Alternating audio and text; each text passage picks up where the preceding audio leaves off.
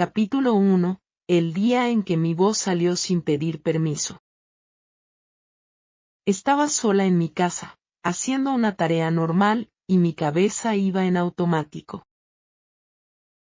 No estaba estudiando español en el sentido clásico, porque no tenía cuaderno abierto ni un plan perfecto frente a mí.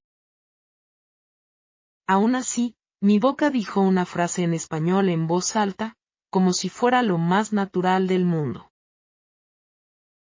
Me escuché y me quedé quieta un segundo, porque esa frase no salió desde el esfuerzo, sino desde el hábito. No fue una frase bonita ni impresionante, pero fue real, y eso fue lo que me cambió. Durante mucho tiempo pensé que hablar era imposible sin otra persona, porque siempre había oído que hay que conversar. Yo entendía cosas cuando escuchaba, podía leer bastante, incluso podía escribir oraciones simples, pero mi voz se quedaba guardada.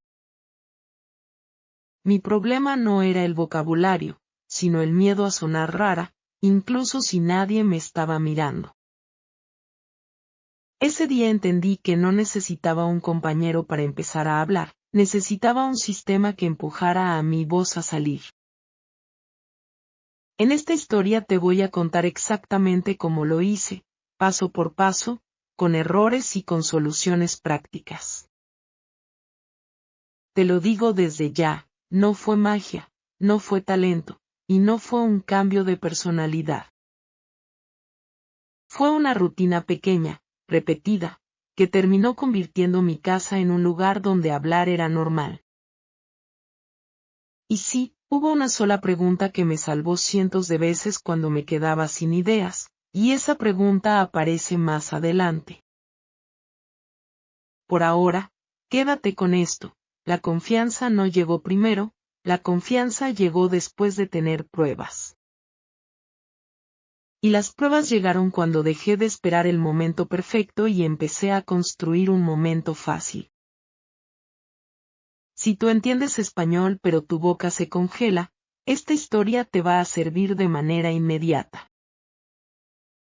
Necesito empezar por la trampa que casi me dejó fuera del español para siempre. Capítulo 2. La trampa de esperar sentirse lista. Durante años repetí una frase silenciosa: cuando me sienta lista, voy a hablar. Sonaba razonable, porque parecía responsable, como si yo estuviera preparando el terreno. En realidad, era una excusa elegante para no practicar lo único que de verdad necesitaba practicar. Yo hacía muchas cosas alrededor del español, pero no hacía lo principal. Escuchaba grabaciones, leía historias, memorizaba palabras, y me decía que eso era suficiente. El problema es que entender no entrena a la boca, y la boca es un músculo con memoria propia. Hablar es producción, no es reconocimiento, y esa diferencia parece pequeña hasta que intentas decir algo en voz alta. Me pasaba lo mismo siempre. Tenía una idea simple, la traducía en la cabeza, dudaba de la gramática, y la frase moría antes de nacer. Además, yo quería hablar bien desde el primer día, como si la primera vez tuviera que parecer una conversación perfecta. Esa presión me dejaba muda, y la muda me dejaba frustrada, y la frustración me empujaba a estudiar más en silencio. Un día me di cuenta de que mi plan era circular, porque siempre terminaba en el mismo punto: no hablaba. Entonces cambié la pregunta. En vez de preguntarme ¿estoy lista para hablar?, me pregunté ¿cuál es la forma más pequeña de hablar hoy? Esa pregunta me quitó drama, porque una acción pequeña no necesita valentía grande. Cuando una acción es pequeña, es más fácil repetirla, y cuando repites, tu cerebro empieza a creer que eso es normal. Ahí nació mi primera regla, y esa regla me dio el primer avance real. Capítulo 3. Regla 1. Hablar más pequeño que el miedo. Al principio yo quería hablar en párrafos, como si estuviera presentando algo frente a un público invisible. Ese deseo no era ambición, era inseguridad disfrazada, porque yo quería demostrar que sí podía. El miedo ama los objetivos grandes, porque los puede volver pesados y peligrosos. Por eso hice una regla simple: mi práctica debía ser más pequeña que mi miedo, para que el miedo no tuviera tiempo de tomar el control. Empecé con una sola oración, luego 2, luego 3, y me detenía antes de sentir que me estaba forzando. No buscaba una sesión larga, buscaba una repetición fácil. Elegí momentos cotidianos donde ya existía una acción automática. Cuando algo ya es automático en tu vida, añadir una oración es más fácil que inventar un hábito desde cero. Yo decía cosas como: tengo sueño, voy a beber agua, y luego voy a seguir. Yo decía: estoy en la cocina, preparo algo de comer, y necesito terminar rápido.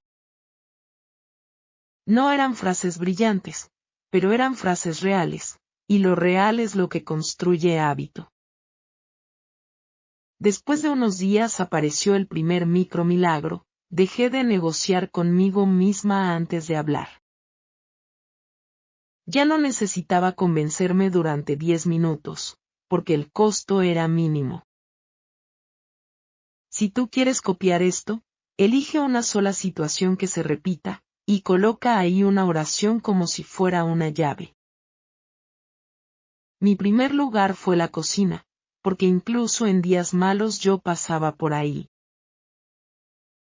Sin embargo, después de hablar un poco apareció un problema nuevo, y ese problema se llama traducción.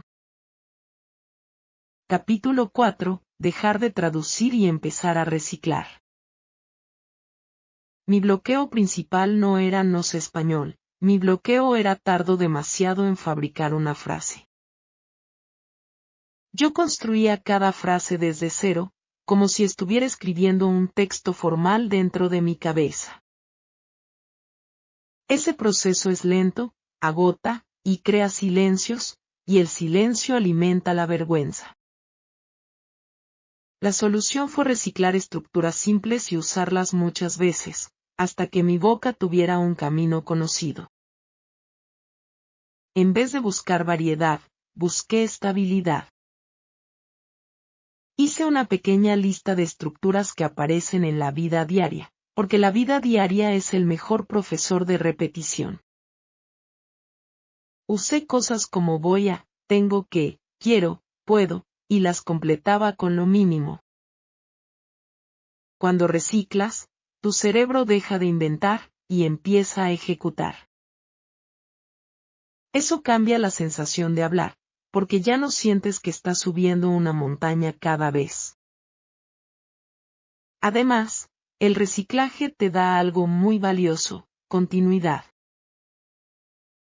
Cuando repites estructuras, sientes que estás caminando por un camino que ya existe, no que estás construyendo la carretera cada día.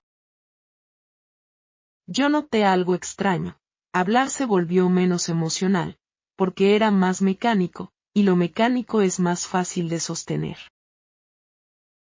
Pero incluso con estructuras recicladas, me encontré con un muro cruel. Decía 2 o 3 oraciones, y luego me quedaba sin tema, como si mi cabeza se apagara.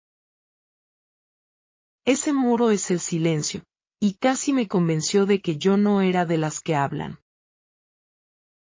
Tuve que resolver el silencio de una forma práctica, y esa solución me dio un motor infinito. Capítulo 5. El problema del silencio y el motor de temas. El silencio es peligroso porque llega después de un buen inicio. Hablas un poco, te sientes orgullosa, y luego te congelas, y ese congelamiento borra el orgullo. Yo pensaba que para hablar necesitaba una idea interesante, como si tuviera que dar siempre algo valioso. En realidad, el objetivo no era ser interesante, el objetivo era entrenar el movimiento de producir español en tiempo real. Así que construí un generador de temas basado en mi vida. No buscaba temas profundos, describía lo que hacía, lo que veía y lo que haría después. Miraba un vaso y decía, tomo el vaso, voy a beber, y luego voy a limpiar. Miraba la ventana y decía, hoy está nublado, hace frío, y me quedo en casa. La vida te regala temas todo el tiempo, pero tienes que darte permiso de usar lo cotidiano. Aquí viene una idea que te puede ahorrar semanas. Si no sabes qué decir, describe acciones, porque las acciones ya están ocurriendo. Si quieres un paso inmediato, elige un momento del día que siempre existe en tu rutina, incluso cuando todo va mal. Ese momento será tu terreno de entrenamiento, porque no depende de motivación ni de horario perfecto. Con el silencio resuelto, apareció otro miedo, y ese miedo es muy común. Pronuncio mal y nadie me corrige. Yo también tuve ese miedo, y lo resolví con una rutina simple que no dependía de otra persona. Capítulo 6. Pronunciación sin compañero, la rutina del eco. Tengo que ser honesta, al principio me incomodaba escuchar mi propia voz en español. Me sentía lenta, extraña, y tenía ganas de parar antes de empezar. El problema no era solo la pronunciación, era la interpretación emocional de la pronunciación. Yo escuchaba la diferencia entre mi voz y una voz natural, y mi mente traducía esa diferencia en vergüenza. Entonces cambié el objetivo. En vez de pronunciar perfecto, empecé a buscar pronunciar de forma repetible.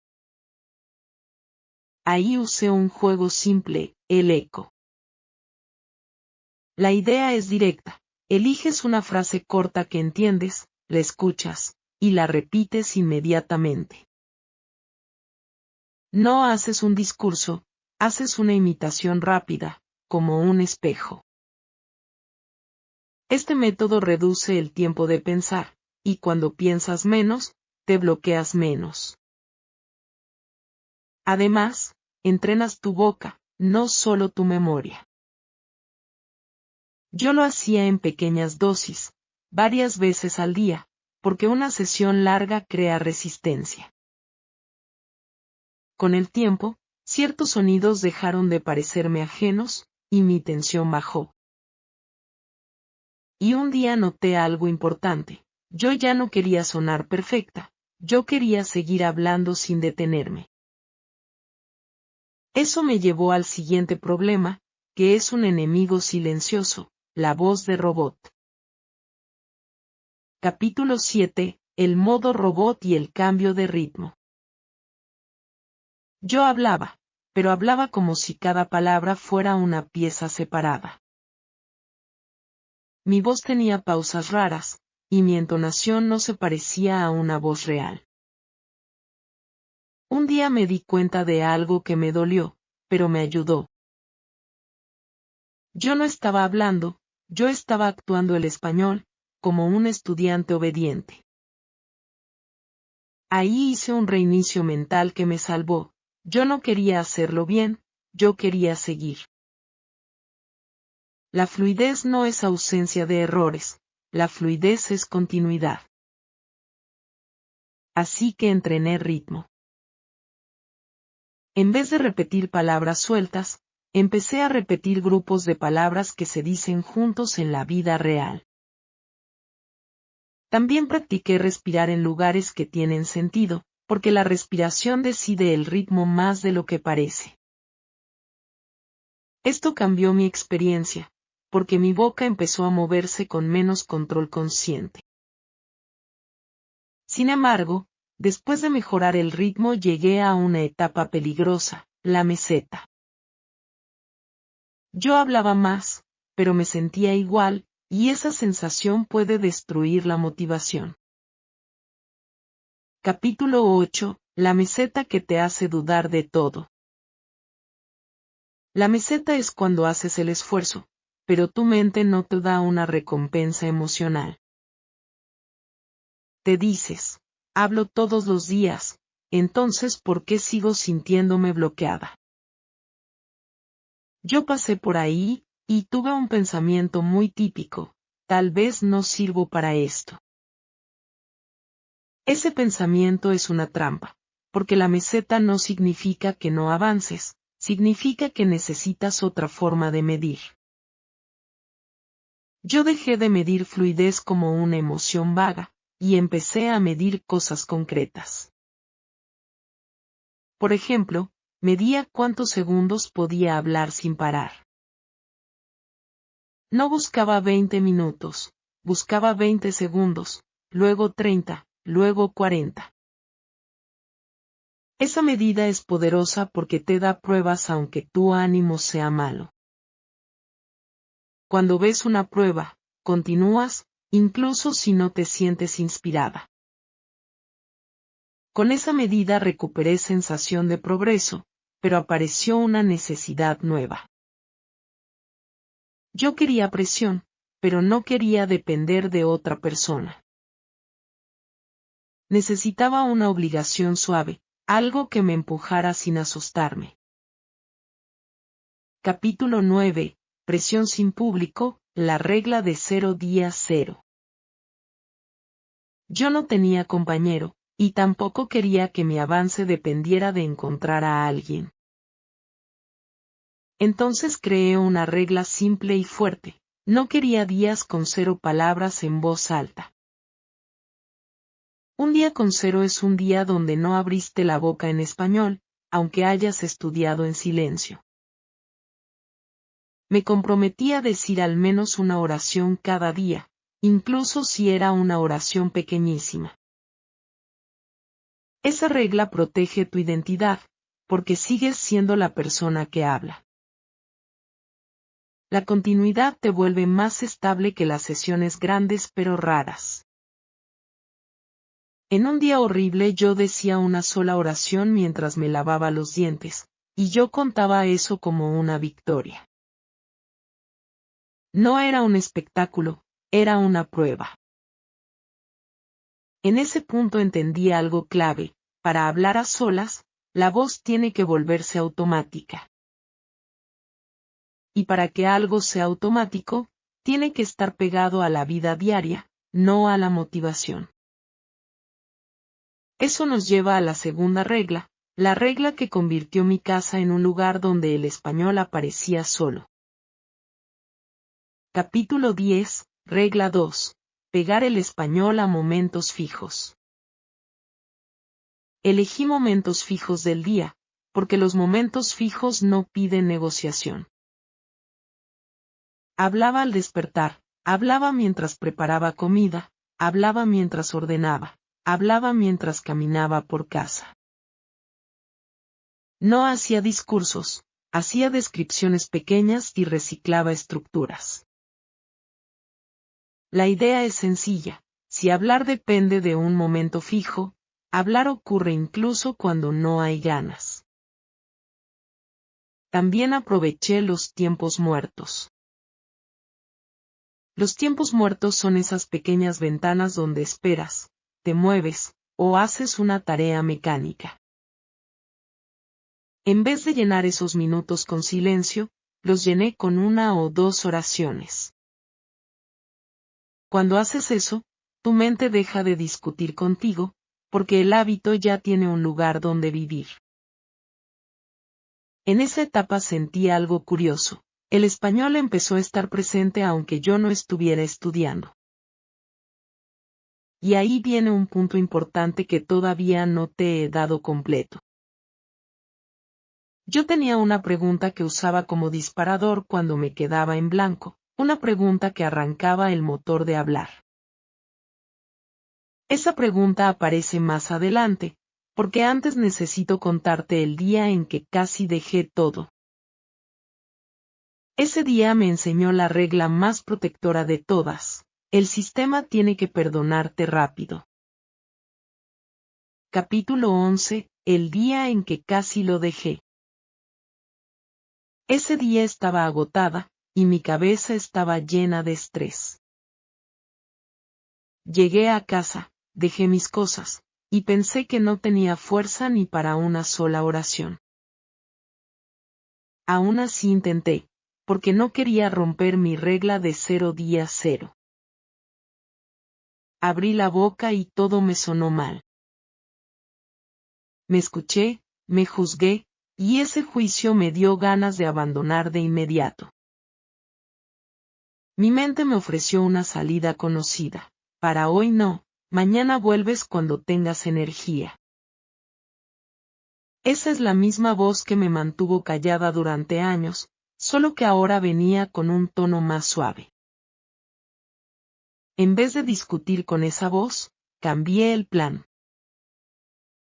No me obligué a hablar mucho, me di un reinicio pequeño, como una puerta de emergencia. Me dije, voy a decir 3 oraciones y tengo derecho a parar. Esas 3 oraciones eran banales, pero eran suficientes para salvar el hábito. Cuando terminé, no era una hablante perfecta, pero había ganado el día. Y gané algo más importante: probé que mi sistema podía funcionar incluso en baja energía. Esa noche entendí que mi sistema debía perdonarme rápido, porque si no me perdonaba, yo empezaría a evitar el español. Ahí nació la tercera regla. Capítulo 12, regla 3, un sistema que perdona rápido. Cuando aprendes a solas, castigarte es peligroso, porque el castigo crea evitación. Yo dejé de tratar el habla como un examen y empecé a tratarla como una puerta siempre abierta. Creé un texto de reinicio, que era un mini plan con 3 partes. Yo decía lo que hacía, lo que sentía y lo que haría después, con frases sencillas. Eso me daba 3 oraciones inmediatas sin esfuerzo creativo, y con eso bastaba para volver al camino. Si tenía energía, seguía, y si no tenía energía, aceptaba parar sin vergüenza. Esta regla convierte los días difíciles en días de práctica, y eso cambia todo. Mis métodos antiguos exigían una versión perfecta de mí, y por eso morían cuando mi vida se ponía pesada. Ahora yo construía para mis días débiles, y mis días fuertes se volvían fáciles por defecto. Si miras el sistema completo, verás que todo encaja. Las microoraciones bajan el miedo, el reciclaje baja la fabricación, el generador de temas baja el silencio, y el texto de reinicio baja la vergüenza. Aún así, me faltaba una pieza que da velocidad. Esa pieza fue hablar en grupos de palabras, no en palabras sueltas. Capítulo 13. Hablar en grupos de palabras para ganar velocidad. Al principio yo aprendía palabras como objetos separados y luego me preguntaba por qué hablaba lento. En una conversación real, no usas palabras aisladas, usas conjuntos que se repiten todo el tiempo. Por eso empecé a coleccionar grupos de palabras listos para usar.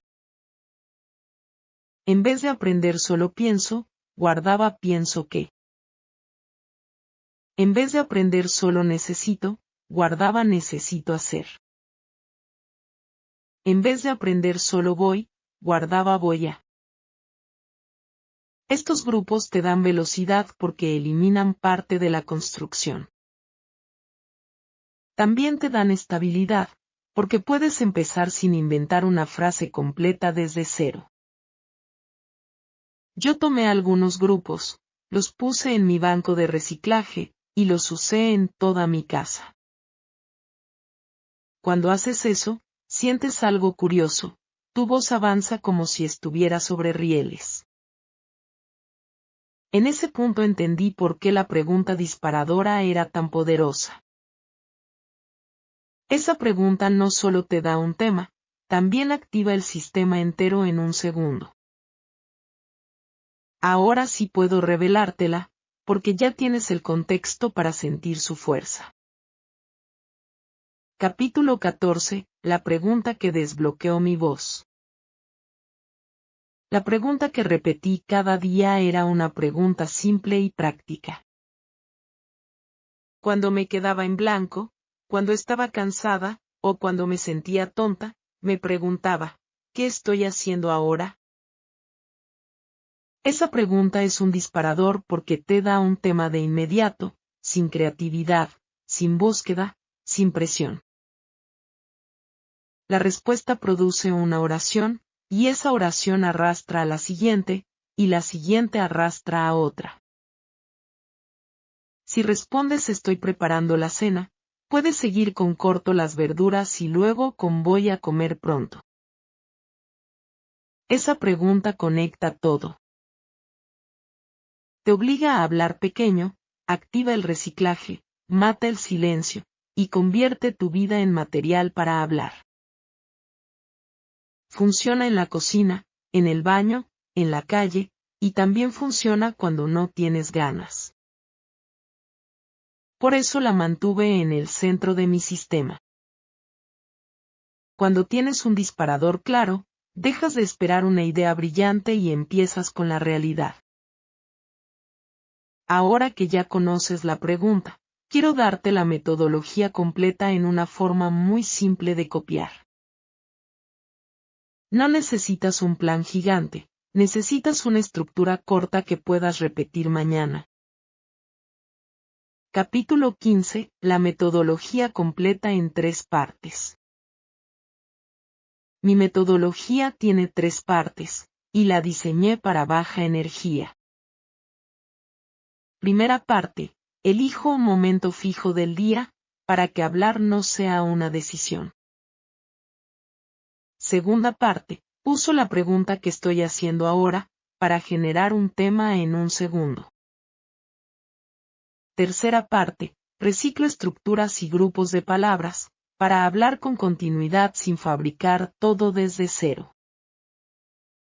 Cuando repites estas 3 partes, tu cerebro entiende que hablar no es un evento raro, es un gesto cotidiano. Aquí va un micro recordatorio que vale mucho, la fuerza está en la repetición, no en la cantidad. Si haces esto una vez por semana durante media hora, tu mente lo siente como una tarea pesada. Si haces esto cada día durante 1 o 2 minutos, tu mente lo siente como algo normal, y lo normal se vuelve automático. Lo automático te da la sensación de naturalidad que todos desean cuando dicen quiero hablar. Ahora te cuento cómo se ve esto dentro de un día completo, porque es ahí donde muchas personas se confunden. Entienden el concepto, pero no ven dónde colocarlo en la vida real. Capítulo 16. Un día entero hablando a solas. Por la mañana empiezo pequeño, porque la mañana decide el tono del día. Antes de levantarme, me hago la pregunta disparadora, respondo con 3 oraciones, y ya tengo movimiento. En la cocina repito el mismo patrón, pero uso más reciclaje porque el contexto me da muchas acciones. Digo lo que hago, digo lo que necesito, y digo lo que haré después, sin intentar sonar perfecta. En los tiempos muertos, mientras camino por casa o espero algo, uso 1 o 2 oraciones para mantener la continuidad. Esos micromomentos parecen pequeños, pero se suman, y crean presencia del español a lo largo del día. Por la noche, cuando estoy cansada, Uso el texto de reinicio, porque no quiero que la fatiga rompa el hábito. Digo 3 oraciones, cierro el día, y protejo mi regla de 0 día 0. Al día siguiente repito, porque la repetición es lo que convierte el habla en reflejo. Si tú quieres copiar esta parte, elige un solo momento fijo y protégelo como si fuera una cita contigo. Luego añade un segundo momento, y después un tercero, solo cuando lo primero ya se sienta fácil. Ahora necesito hablar de los 3 problemas que casi siempre aparecen, para que no te sorprendan cuando lleguen. Capítulo 17. 3 problemas que intentan pararte. El primer problema es la sensación de estar fingiendo. Cuando hablas sola, puedes pensar que no cuenta porque no es una conversación real. La respuesta es simple, lo que entrenas es el movimiento de tu boca y la reacción de tu mente, y eso funciona sin público. El segundo problema es olvidar palabras.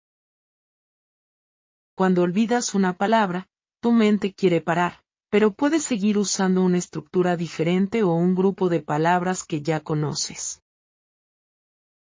Aquí el reciclaje te salva, porque te da rieles incluso cuando la memoria falla. El tercer problema es romper la cadena, perder un día y sentir que todo se arruinó. Ahí tu sistema debe perdonar rápido, y ahí tu texto de reinicio debe abrir la puerta de regreso. No necesitas perfección frágil, necesitas continuidad flexible. Cuando aceptas eso, dejas de castigarte y vuelves más rápido, y volver rápido es lo que realmente mantiene vivo el hábito. Ahora quiero cerrar como empecé, con esa escena normal donde mi voz apareció sin drama, porque esa escena explica el resultado de todo el sistema. Capítulo 18, una sola conclusión, y una acción para mañana. El día en que mi voz habló en español sin permiso, no gané un premio, pero gané una prueba. Esa prueba decía que mi voz podía existir en español aunque fuera imperfecta, y aunque nadie me estuviera escuchando. Con el tiempo entendí que hablar no es un talento reservado para ciertas personas, es una costumbre que se entrena. Si quieres empezar mañana, elige un momento fijo, hazte la pregunta que estoy haciendo ahora, y responde con 3 oraciones simples. Si quieres subir de nivel, añade reciclaje de estructuras, añade grupos de palabras, y guarda tu texto de reinicio para los días difíciles. Si quieres una regla de protección, guarda la regla de 0 día 0, aunque tu habla sea pequeña. Te propongo una acción sencilla para que esto no se quede en una idea bonita. Escribe en los comentarios cuál será tu momento fijo de mañana, porque esa decisión convierte tu plan en algo real. Y recuerda una última cosa, tu voz no necesita ser perfecta para ser válida. Tu voz necesita un disparador, una repetición diaria, y un sistema que te perdone rápido cuando la vida se pone pesada.